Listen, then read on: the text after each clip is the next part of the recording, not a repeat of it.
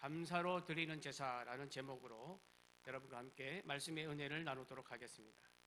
탈무드에 이런 이야기가 있습니다. 어떤 랍비가 당나귀에다가 닭 한 마리와 등불과 천막을 싣고 여행을 떠났습니다. 하염없이 길을 가는데 쉴만한 곳이 나오지 않고 해가 지는 바람에 하는 수 없이 길 옆에다가 천막을 치고 나귀와 닭은 천막에다가 매달아 놓고 잠을 청하게 되었습니다. 이 랍비가 닭을 가지고 다니는 이유가 있었습니다. 왜냐하면 아침에 일어날 시간이 되면 꼭 끼워 하면서 닭이 이제 시계 역할을 해주기 때문이었습니다. 이 랍비가 이제 천막을 다 치고 천막 속에 들어가서 등불을 켜고 성경을 보고 있었는데 갑자기 돌풍과 같은 바람이 불더니 등잔대가 넘어지면서 등불이 꺼져 버렸습니다. 그래서 이 랍비는 할 수 없이 읽고 있던 성경을 덮고 기도한 후에 피곤하였는지 고난 잠을 자게 되었습니다. 그런데 아침에 일어나 보니까 천막이 다 찢어져 있고 밤사이 맹수들이 내려왔는지 천막에 묶어둔 나귀와 닭을 다 잡아먹은 상태가 되어버렸습니다. 이것을 본 순간 랍비가 갑자기 마음에 짜증이 생기면서 불평과 원망이 생겼습니다. 찢어진 천막을 이제 챙기면서 주위를 살펴보다가 자기가 머물렀던 곳이 동네와 가까이 있었다는 것을 알게 되었습니다. 그래서 이제 동네에 들어가 봤습니다.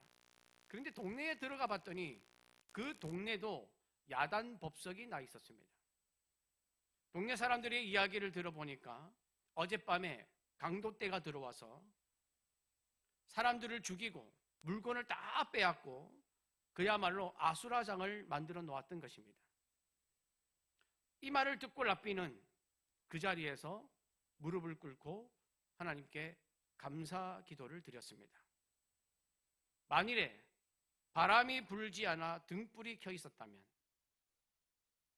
닭이나 나귀가 잡아먹히지 않아서 소리라도 내었다면 자기도 틀림없이 강도떼에게 죽임을 당했을 것인데 등불과 닭과 나귀를 미리 잃어버렸기 때문에 자신은 살 수 있었던 것입니다. 여러분, 하나님은 우리 인생에 감사의 제목들을 마치 보물찾기 하듯이 숨겨놓으셨습니다. 그래서 감사는 찾는 사람에게는 기쁨이 있지만 찾지 않는 사람은 한숨이 나오고 불평이 나오는 것입니다. 감사는 찾는 사람이 누리는 것입니다. 그래서 우리는 감사거리를 찾아야 합니다. 찾으면 찾을수록 감사는 계속 나타납니다. 하나님은 우리가 평생을 통해서 하나님이 숨겨놓으신 감사의 제목들을 찾기를 원하십니다. 그래서 하나님은 하나님을 경외하는 백성들에게 감사하는 제사도 드리게 하였습니다. 오늘 말씀에 보면 화목제를 드리는 규례가 나옵니다. 성경에는 추수감사라는 명칭은 없습니다. 하지만 구약의 추수감사 개념은 첫 수확을 감사하며 지키는 맥추절, 그리고 1년의 추수를 마치고 감사하며 지키는 수장절과 같은 절기에서 하나님이 주신 것에 대해서 감사를 드렸습니다. 이 절기들에서 드려진 제사 중에 하나가 무엇이냐면 화목제였습니다. 그러면 화목제는 어떤 제사인가? 화목제의 히브리어는 쉘라밈이라는 단어입니다. 이 쉘라밈이라는 단어는 우리가 잘 아는 샬롬에서 나온 단어입니다. 샬롬은 화평, 평화라는 뜻입니다.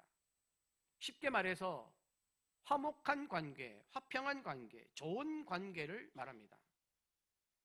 구약의 제사는 5가지가 있지 않습니까? 번제, 소제, 속건제, 속죄제, 화목제, 이렇게 5가지가 있습니다.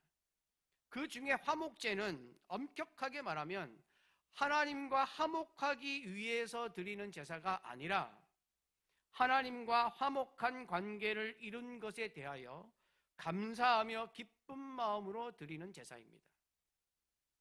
그래서 이 화목제는 예수 그리스도께서 우리의 죄를 속죄하신 예표가 되는 것입니다. 로마서 3장 25절에서는 예수 그리스도를 화목제물이라고 말씀하고 있습니다.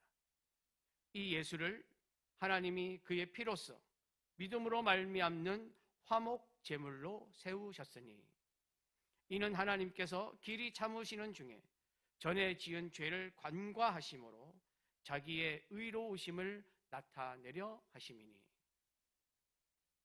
예수 그리스도로 말미암아 하나님과 인간의 관계가 회복되었기 때문에 예수님이 화목제물이 되신 것입니다. 이처럼 화목제는 하나님과 인간의 친밀한 관계를 감사하고 기뻐하는 것이기 때문에 화목제를 하나님께 드린다는 의미는 하나님과 인간의 가장 보배로운 관계가 계속 유지된다는 뜻입니다. 오늘 본문 말씀을 보면 화목제를 드리는 규례가 나와 있습니다.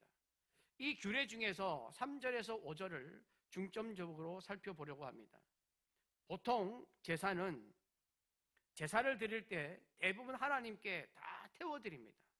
하나님께 드린다는 의미로 제물을 다 태워서 향기로운 냄새로 제사를 올려드립니다. 마찬가지로 화목제에서 불살라 드려져야 할 부분이 있었습니다. 오늘 말씀 3절에서 5절입니다. 함께 봉독하겠습니다. 그는 또 그 화목제의 제물 중에서 여호와께 화제를 드릴지니 곧 내장에 덮인 기름과 내장에 붙은 모든 기름과 두 콩팥과 그 위에 기름 곧 허리 쪽에 있는 것과 간에 덮인 꺼풀을 콩팥과 함께 떼어낼 것이요 아론의 자손은 그것을 제단 위에 불 위에 있는 나무 위에 번제물 위에서 살을 찌니 이는 화제라 여호와께 향기로운 냄새니라. 이 말씀을 보면 하나님께 화목제를 드릴 때 태워드린 부분이 있는데 첫 번째 부분은 내장에 덮인 기름 부분으로 위에서 장까지 내장을 전체적으로 싸고 있는 큰 기름 꺼풀 부위입니다. 기름은 지방 부위를 말하는 것입니다. 두 번째 부분은 내장에 붙어 있는 모든 기름 부위입니다. 세 번째는 4절에 나와 있는 두 콩팥과 그 위의 기름, 즉 허리 주변에 붙어 있는 모든 기름 부위이고 네 번째 부분은 간 위를 덮고 있는 꺼풀 부위입니다.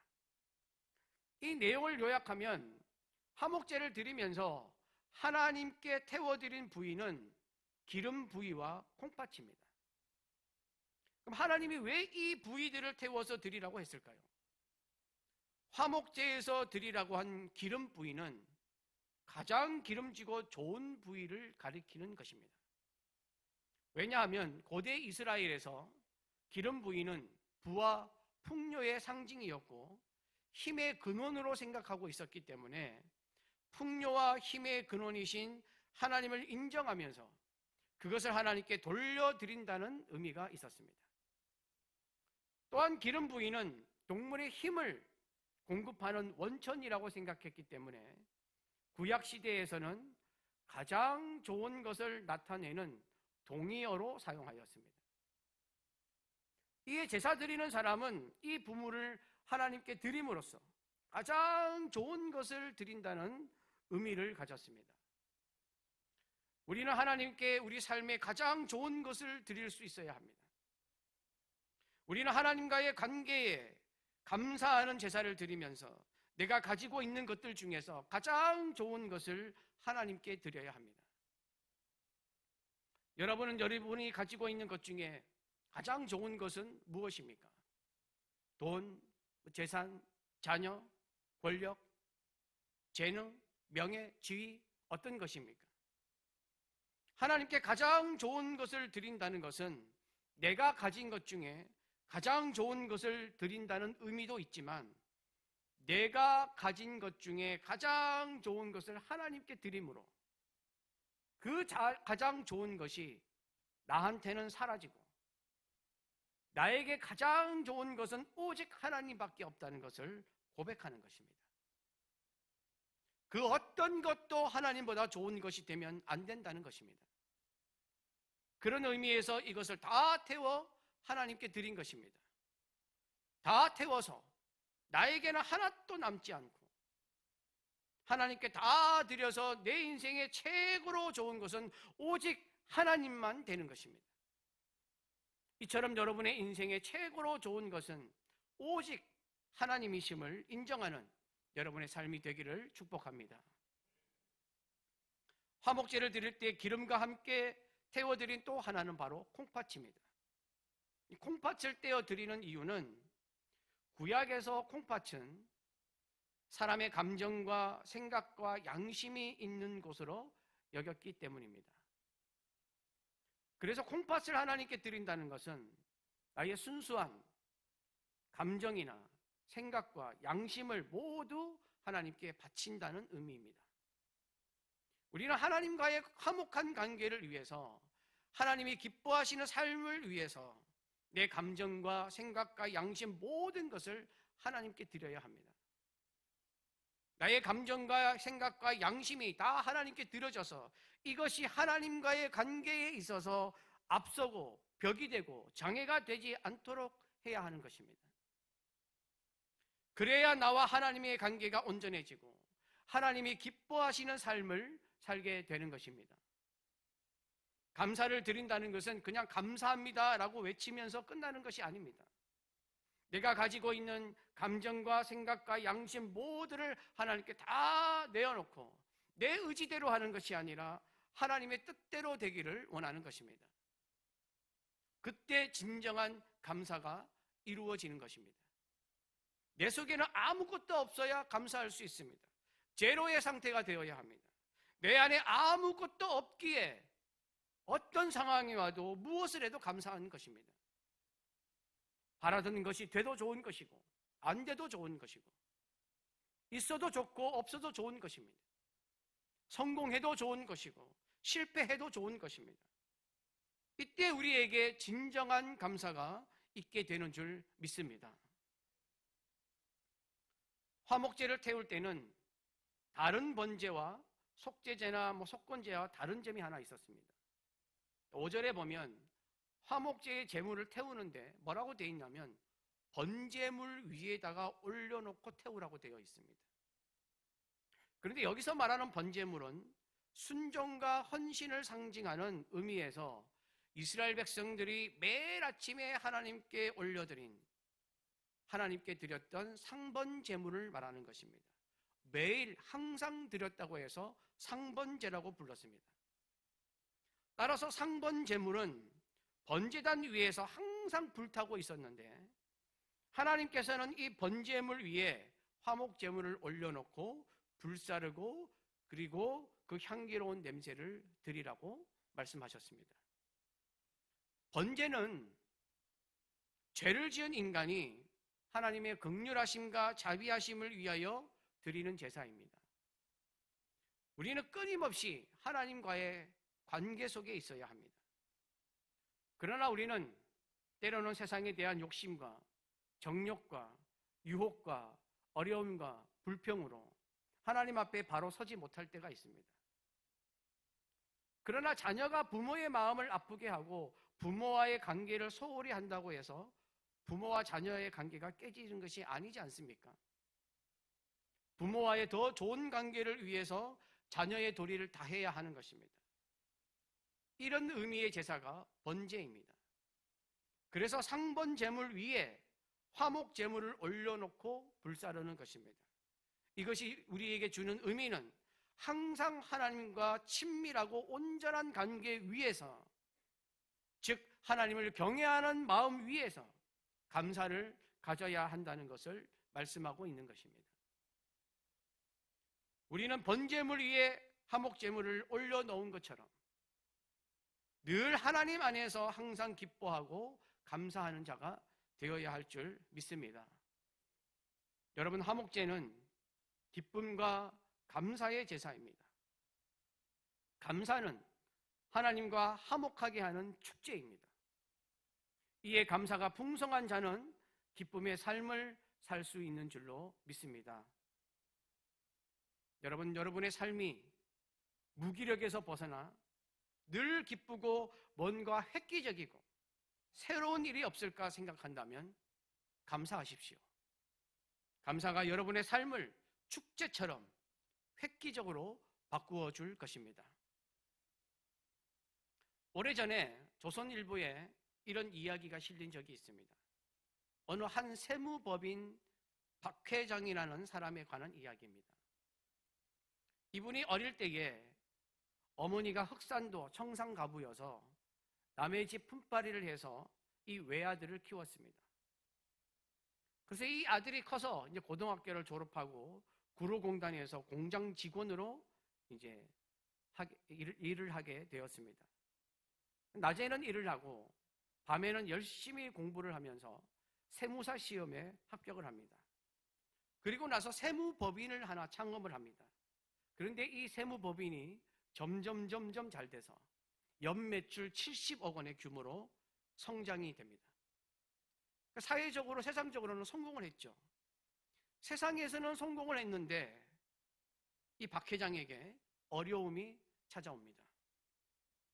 연로하신 어머니가 치매에 걸리고 자기의 2살짜리 아들이 근위축증이라는 진단을 받으면서 20살을 못 넘길 것이라는 병원의 판정을 받습니다.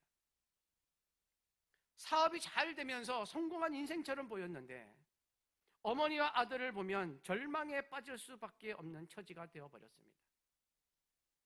그러던 어느 날 하루 한두 가지씩 노트에 감사하는 일을 적으면 3주 만에 뇌가 변한다라는 신문 기사를 읽게 됩니다.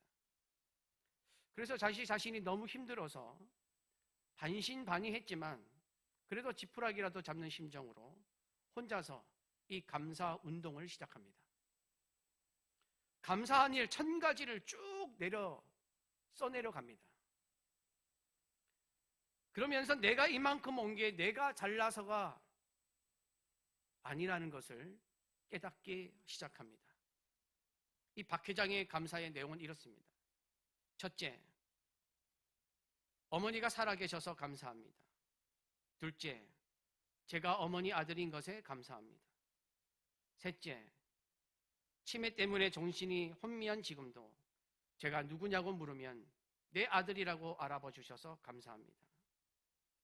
넷째, 아들이 앓는 병을 있는 그대로 받아주셔서 감사합니다. 다섯째, 단 한 번도 며느리에게 손자 하나 더 낳으라고 하지 않으신 것 감사합니다. 여섯째, 아들이 몸에 좋은 음식을 열심히 챙겨주신 것도 감사합니다. 그러면서 아내를 향해서도 또 감사의 글을 적습니다.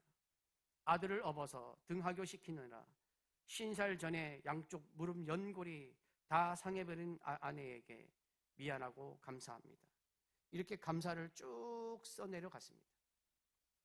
이렇게 감사를 쓰기 시작한 박 회장은 자신이 변하고 있다는 것을 느끼기 시작합니다.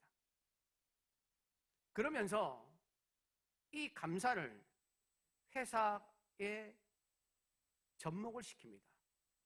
그래서 자기 이름을, 이 회사의 경영 이름을 감사 경영이라고 말합니다.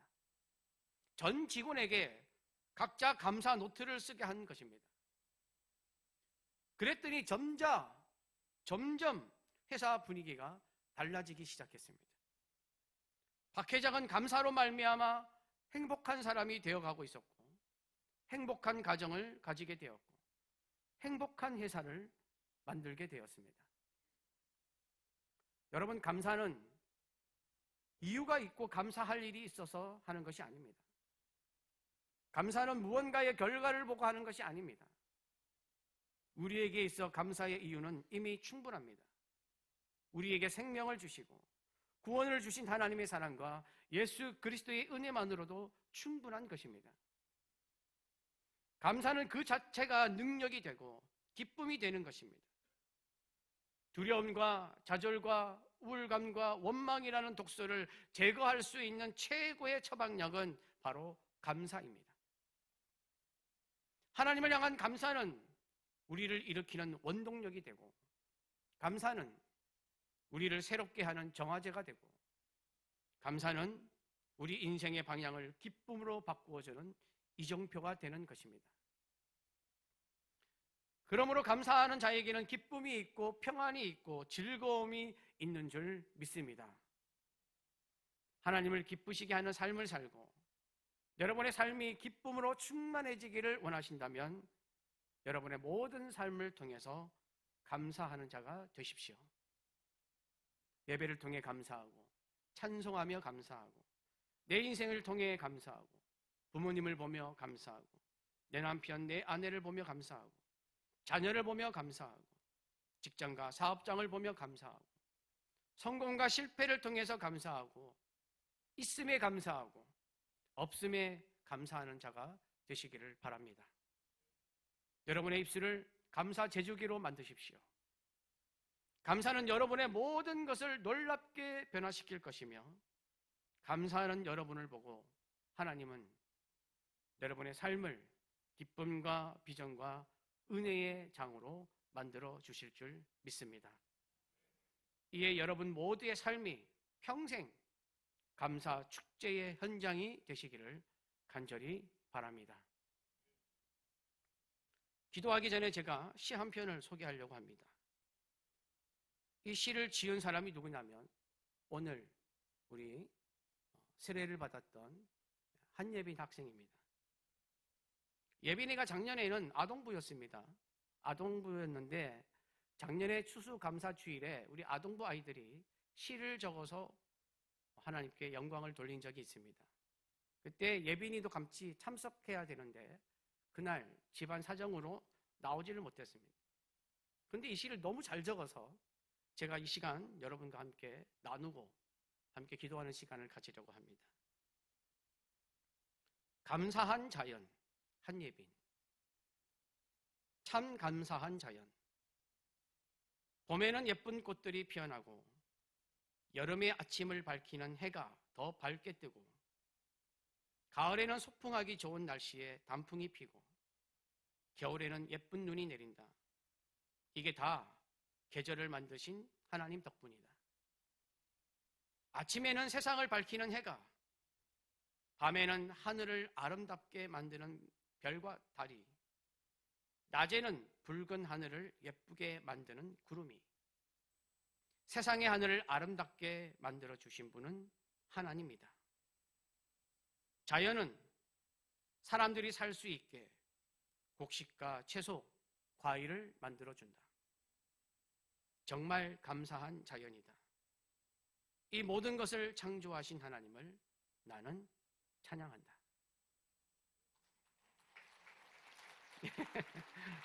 본인이 앞에 있어서 되게 쑥스러워하고 있는데 참 잘 적었죠? 오늘 우리가 감사주의를 통해서 하나님을 찬양하는 모든 분들이 되시기를 바랍니다. 이 시간 조용히 두 눈을 감고 두 손을 가슴에 모으십시오. 그리고 하나님이 2025년에 나에게 베푸신 은혜를 5가지에서 한 10가지 정도 찬찬히 기억하면서 하나님께 감사하는 시간을 갖도록 하겠습니다.